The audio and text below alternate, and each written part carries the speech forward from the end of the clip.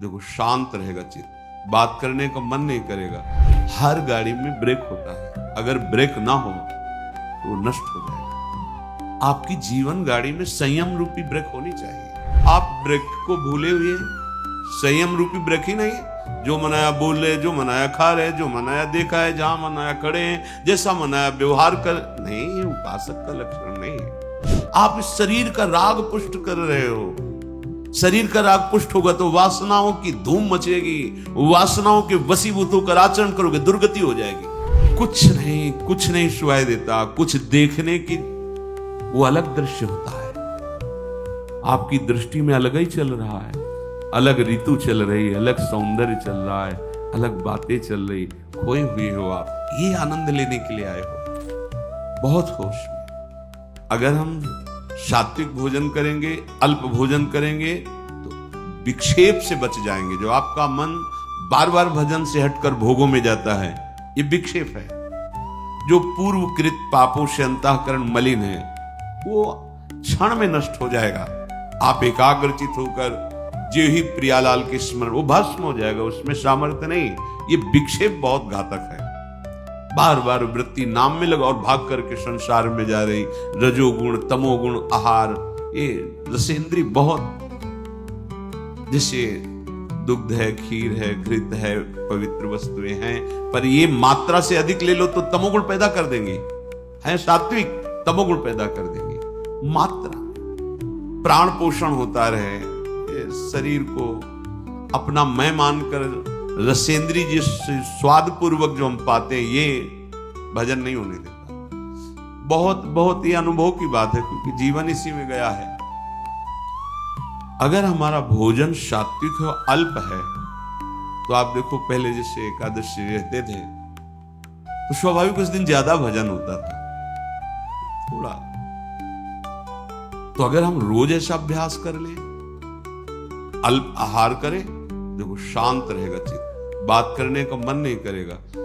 और जब अधिक भोजन, तो आप भोक्ता बन करके अधिक पा रहे हैं ना, यही तो आपके सब इंद्रियों को खुला छोड़ देगा। ये जो आपके इंद्रियों पर शासन करने का स्वभाव, हर गाड़ी में ब्रेक होता है, अगर ब्रेक ना हो तो नष्ट हो जाएगा। आपकी जीवन गाड़ी में संयम रूपी ब्रेक होनी चाहिए। हर इंद्री पर आपकी दृष्टि होनी चाहिए। इस समय किसका वेग है? जनेंद्री का कि रसेंद्री का, नेत्रेंद्री का कि वाकेंद्री का, उदर का वेग है, किसका वेग है? हर समय सावधान, संयम रूपी ब्रेक बिल्कुल। जैसे कोई भी रास्ते पे चलता है ना, तो पैर भी ब्रेक में बिल्कुल सावधान, जरा तुरंत। आप ब्रेक को भूले हुए हैं, संयम रूपी ब्रेक ही नहीं है। जो मनाया बोल रहे, जो मनाया खा रहे, जो मनाया देखा है, जहां मनाया खड़े हैं, जैसा मनाया व्यवहार कर, नहीं, ये उपासक का लक्षण नहीं है। सात्विक भोजन बहुत जरूरी है, बहुत जरूरी। पर भाई रोज सुन लो, पर मानोगे नहीं तो कोई बात। अल्पाहार करो, देखो कितना अच्छा लगता है। बढ़ रहा है चर्बी, बढ़ रही, पेट बढ़ रहा है, वजन बढ़ रहा है, भजन नहीं हो रहा। कहते भजन नहीं हो रहा, क्यों नहीं हो रहा है भजन? आप गृहस्थ हैं, बहुत मेहनत करते हैं, आपका ठीक है। जितना समय भजन में मन लगे, बीच बीच में नाम स्मरण किया, समर्पित कर दिया, सारे सेवा कार्य भी, वो भी भजन हो गया। समझिए, इन्हीं के राग के त्याग को वैराग्य कहते हैं, और वैरागी ही अनुरागी होता है। जगते हुए फिरे वैरागी, वृंदावन रस में अनुरागी। जब तक ये जग का मतलब हम बाहर देखने लगते हैं, यही है जग। इससे राग छोड़ो, सबसे छूट जाएगा। मूल यही है। इंद्रियों के राग, मन के राग, शरीर के राग, इसको समझो, अध्यात्म को समझो। भूल मत करो, भूल मत करो। इसको सजाने का मतलब है बंधन दृढ़ कर रहे हो। समझो, ये शरीर तुम नहीं हो, या अंगूठी, या वो चैन सोने की, और ये वो, आप इस शरीर का राग पुष्ट कर रहे हो। शरीर का राग पुष्ट होगा तो वासनाओं की धूम मचेगी, वासनाओं के वशीभूत होकर आचरण करोगे, दुर्गति हो जाएगी। और वही हो रहा है, हम शरीर राग पुष्ट करें। हाँ, नहीं भाई, जैसी परिस्थिति, आप धनी हो ठीक है, आपके पास है, पहनो, राग पूर्वक नहीं। अगर राग पूर्वक तो फिर वासनाएं बढ़ेगी, रजोगुण बढ़ेगा, वो आपको बांध लेगा, स्वाभाविक है। प्रियाजू को अर्पित करो, प्रसादी आभूषण, प्रसादी वस्त्र। गृहस्थ हो तो, विरक्त हो तो बस जो गुरु ने वस्त्र दिया उसी रहने से, आजीवन उसी रहने से, कुछ भी परिवर्तन नहीं, कुछ भी अधिक नहीं, एक भी वस्तु अधिक नहीं, जैसे जितना वैसे। विरक्त होने के बाद शरीर का श्रृंगार नहीं, ये शरीर का श्रृंगार नहीं है, ये दासत्व है। वृंदावन की रज और स्वामिनी का प्रसादी चंदन और गुरु परंपरागत तिलक की आकृति, ये हमारे शरीर का श्रृंगार नहीं है, ये हमारी स्वामिनी जी के दासत्व का स्वरूप है। लेकिन किसी भी तरह से शरीर को श्रृंगारित करना, राग को पुष्ट करना है। श्रीपाद कह रहे अप शुष्क फलादि भक्षयन, रूखा सूखा फल अन्न जो मिल जाए भक्षयन, प्राण पोषण के लिए डाल लो, उस पे बुद्धि अपने जहां सुनते हैं ना, क्या है आज खीर, आज ये, आज वो वस्तु, तो पहले आपका चिंतन बना, संभालना, चिंतन बना रागात्मक। अच्छा, आप एकाग्र हुए, हर्षित हुए, गए, वो वस्तु तो बाद में सेवन करेंगे, वृत्ति तो पहले आपने खराब कर ली। आपको सुनकर हर्ष नहीं होना चाहिए। अगर भगवत प्राप्ति करनी है तो प्रियाजू का प्रसाद है, बस इतनी बुद्धि रखनी, वो क्या क्या है ये मुझे नहीं देखना है, प्रियाजू का प्रसाद है, वो जैसा भी हो, वो हमारी लाड। प्रसादम स्वामिन्या स्वकर दत्तम प्रणेता। श्री स्वामिनी जी ने प्रेम पूर्वक कृपा करके हमें जो स्वाद पाते हुए अब प्रसाद दिया, हम उससे पाते हैं, उससे अपने प्राणों का पोषण करते हैं। नाम वाणी से स्वरूप का पोषण होता है और प्रगट प्रसाद से देह का पोषण हो रहा है। अगर हम नाम वाणी में चित्त नहीं दिया तो शरीर पोषण को भी संभाल नहीं पाएंगे, पक्की बात समझ। अगर हम नाम वाणी, तो फिर नाम वाणी से विस्मृत है तो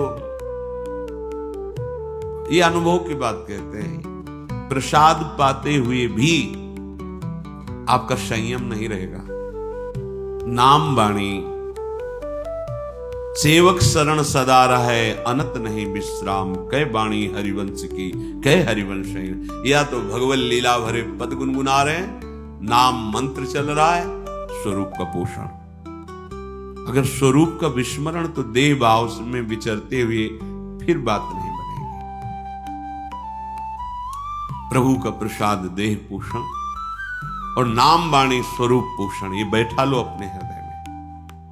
अगर आप स्वाद बुद्धि से भोक्ता बन करके पाओगे तो नाम वाणी चला ही नहीं सकते। किसी भी इंद्री को बढ़ावा देना अपने भजन को नष्ट कर देना है। आप प्रार्थना है, थोड़ा समझिए, आप शरीर नहीं हैं, आप इंद्रिय के द्वारा भोगे हुई वस्तुओं के भोक्ता नहीं हैं। आप स्वरूप में स्वयं अखंडानंद हैं, स्वयं भगवदानंद हैं। आप अपने आनंद को भूलकर जो शरीर भाव से विषयों में विचर रहे हो, कभी आनंद का अनुभव नहीं होगा। आप लौटोगे तो देखेंगे आपके अंदर कोई इच्छा ही नहीं रह जाएगी, इतना अंदर आनंद भरा हुआ है। आनंद समुद्र हो तुम, कैसे समझाएं। पानी में मीन पियासी, मुझे सुन सुन आवे हासी, महापुरुष जन कहते हैं। पानी में मीन पियासी, मुझे सुन सुन आवे हासी। अरे आनंद सिंधु के मध्य में वास करने वाले आनंद सिंधु, तू इन बिंदुओं से, ओस कणों से अपनी प्यास बुझाना चाहता है, हंसी की बात है। तू आनंद समुद्र में है, आनंद सिंधु मध्य तो वासा, और मर कहा रहा है, ओस कणों से प्यास बुझाना चाहता है। रसेंद्री को संभालिए, बार बार प्रार्थना है, नहीं पछताओगे। ऐसे दिन कटते चले जाएंगे, ऐसे दिन। जब भजन में मन लगता है ना तो सब कुछ व्यर्थ लगता है। आप जिस कार्य के लिए निकले हो, या जिस कार्य के लिए आप वृंदावन वास कर रहे हो या सत्संग सुन रहे हो, आपकी कितनी तन्मयता है। आप देखते हो अपनी वृत्ति को कहां है, कितनी देर मंत्राकार रहती है, कितनी देर प्रभु में रहती है, कितनी देर विषयों का चिंतन करती। देखो आप अंदर वही बहिर्मुख बने प्रपंचा आसक्त, कैसे कैसे उस परमानंद का अनुभव करो। हम कहते जो गृहस्थ में है, थोड़ा नाम जप कर रहे हैं, वो अपने गृहस्थ कार्य को भगवत समर्पित कर रहे हैं, ठीक है। आपके लिए तो 24 घंटे प्रभु ने केवल भजन के लिए दिया है। जो वृंदावन वास कर रहे हैं, वैराग्य भाव से रह रहे, 24 घंटे भजन के लिए, प्रमाद के लिए तो कोई 1 मिनट भी आपके लिए नहीं है। अब आपको क्या चिंता है?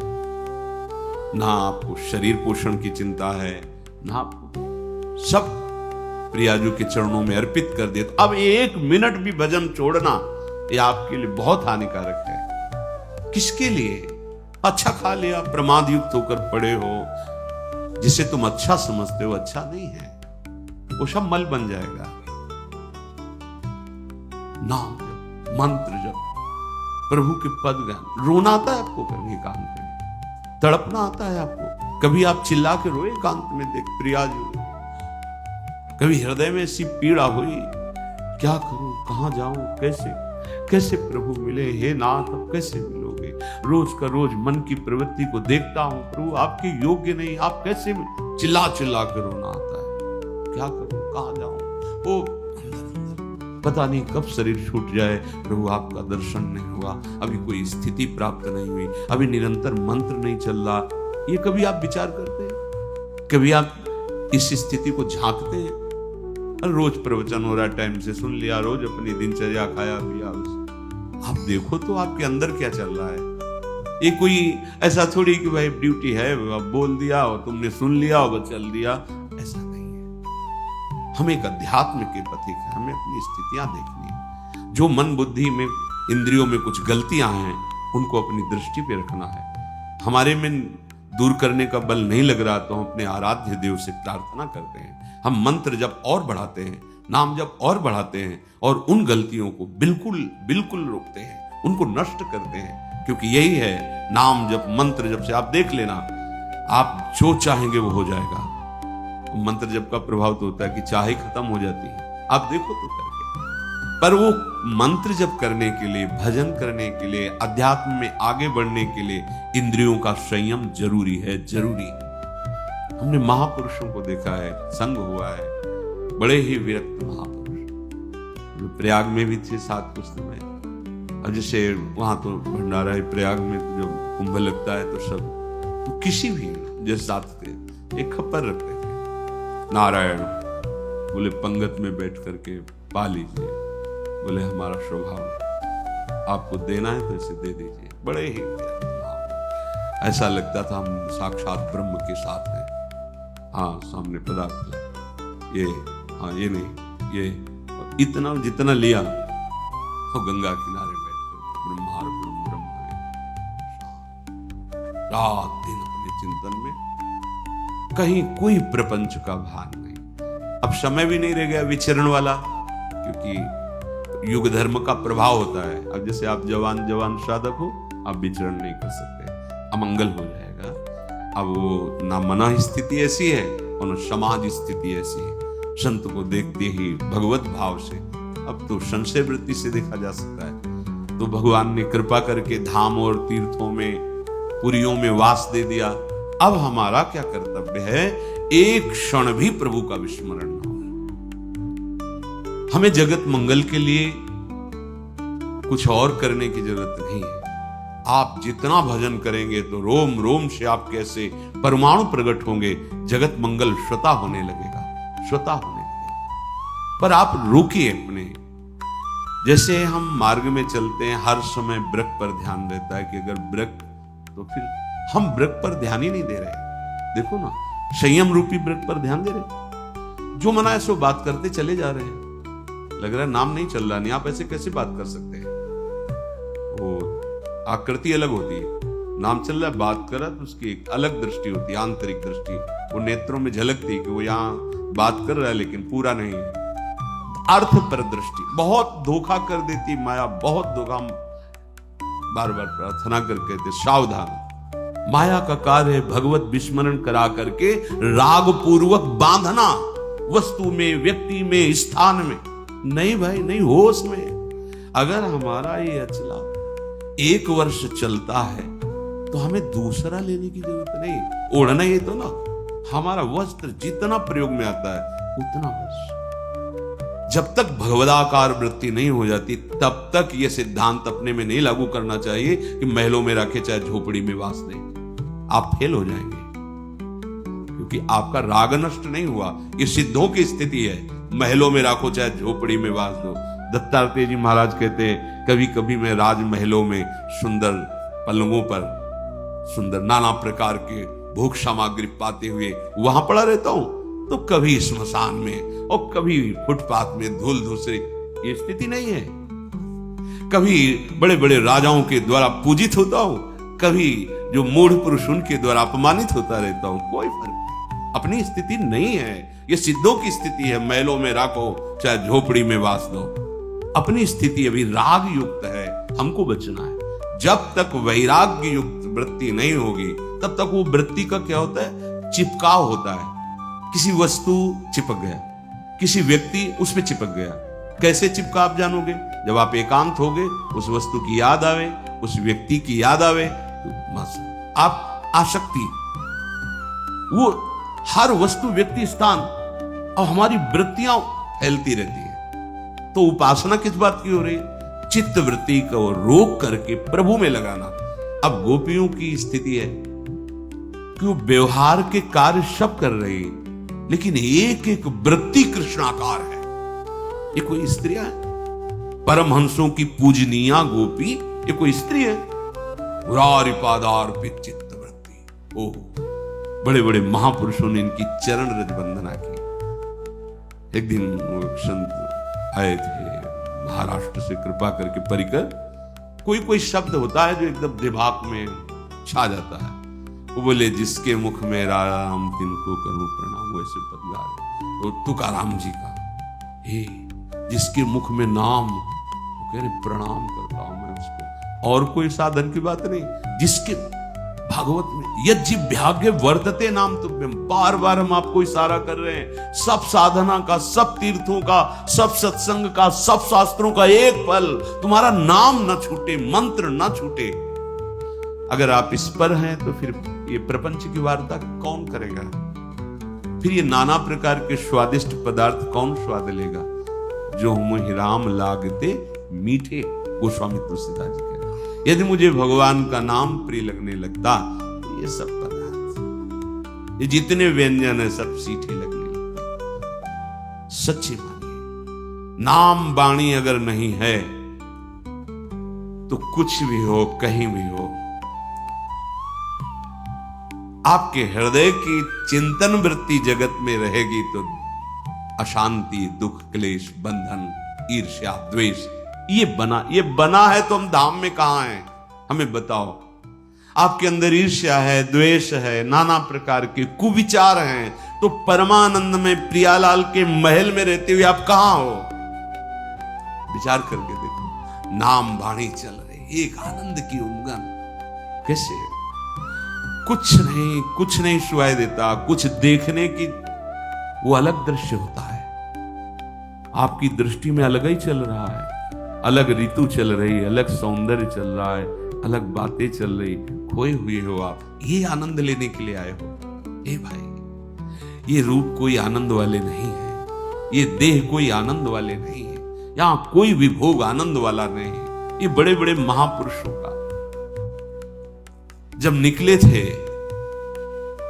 तो पूर्व महापुरुषों की कृपा से, पूर्व जन्म के प्रताप से एक बात थी कि मुझे वो जो इनमें लिखा है कि भगवान का नाम अमृत, भगवान के नाम में बड़ा स्वाद, भगवान जीवन धन, वो हमें देखना है।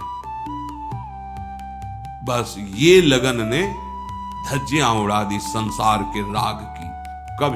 कभी अन्य की आश्रय वृत्ति हृदय में गुरु कृपा से नहीं आई, हरि कृपा, क्योंकि लक्ष्य था जो लिखा है उसको देखना है। तो आप तो सुन रहे हैं, आपको तो रोज शास्त्रों की सार बातें सुनने को मिल रही। अलग अलग ग्रंथों में तुम्हें पढ़ने की जरूरत नहीं, सब यही सुनने को मिल रहा है। रोज सत्संग हो रहा है, रोज आपको भगवत सेवा के दिनचर्या में मन लगाना ही पड़ेगा, जबरदस्ती लगाना पड़ेगा। कितना बढ़िया है। जहां खोज की जाती कि कोई मुझे ऐसा मिले, सतमार्ग क्या है बता दे, वहां तुम्हें सतमार्ग बताया जा रहा है। अगर अब चूक हो गई तो पता नहीं किस कल्प में, किस युग में ये पुनः ऐसा अवसर आएगा कि नहीं, ये भी नहीं कहा जा सकता। बार बार तो बनत नहीं, यह संजोगनु मानुष तन वृंदा विपिन रसखन संगी। ये जो कृपा हुई, सच्ची कहें जो कृपा हुई है, मतलब इसका अनादर मत करो। बड़ी कृपालु प्रभु, भजन के लिए हमें समय दे दिया। अंदर से जो चिंतन की बात हम तुम्हें बताते, प्रभु कृपा ना करे तो वृत्ति प्रभु में लगे ही ना।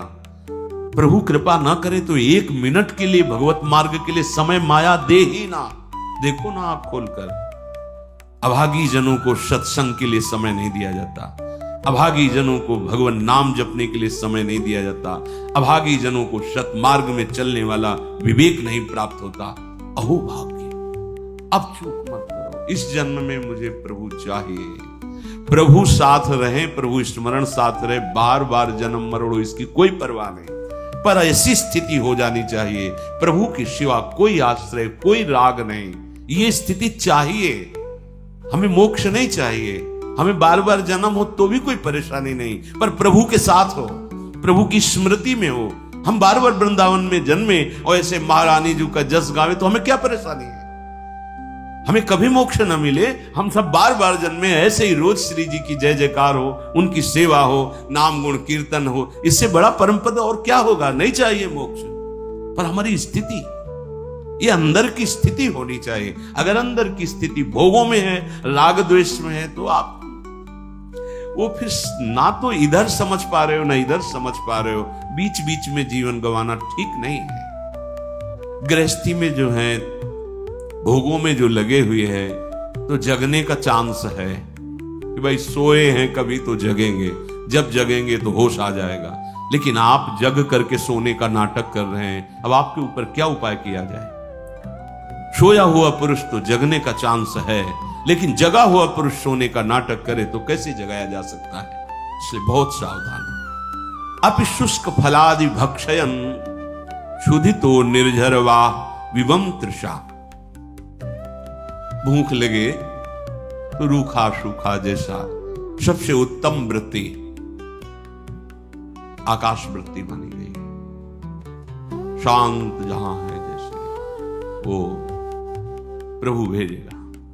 फिर द्वितीय माधुकरी वृत्ति विरक्त के लिए, फिर और एकत्रित कर लिया 6 महीने साल भर उसको पाते रहे। ऐसे अलग अलग वृत्तियां, जो भी रूखा सूखा मिले।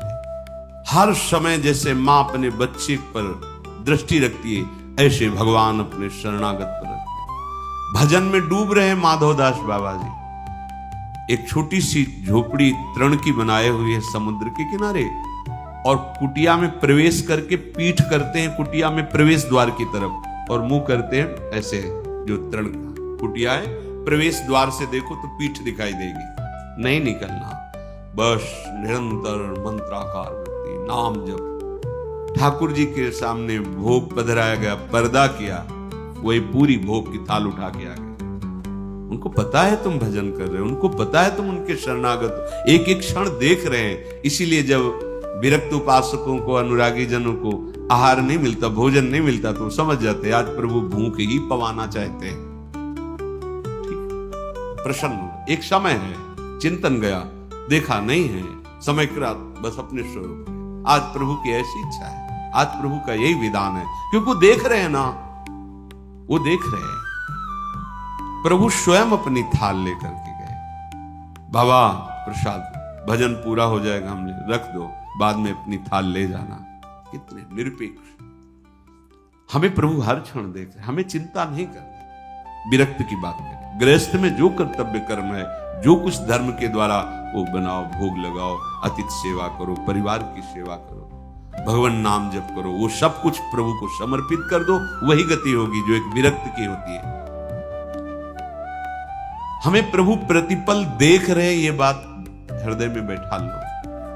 हर समय आप प्रभु की नजर में हो, वो तुम्हें देख। ऐसा मत समझो कि जैसे कुछ लोगों को ऐसा होता है कि गिन के नाम जप करें, उसमें रहेगा इतना, अगर बिना गिने तो मतलब शायद गणना में ना आवे। नहीं नहीं, एक एक वृत्ति तुम्हारी वहां प्रभु की दृष्टि में है। नाम की अधिक आवृत्ति हो बार बार, इसलिए माला का आश्रय लेते हैं। नहीं, खास बात है सुमिरन, चित्त वृत्ति का प्रभु में निरंतर लगे रहना। माला से हो, काउंटर से हो, आजकल चला है, या बिना माला से हो, जैसे भी बने तुम्हें, तुम्हारी वृत्ति प्रभु में लगी रहे। उसके लिए आवश्यक है आपका आहार शुद्ध होना।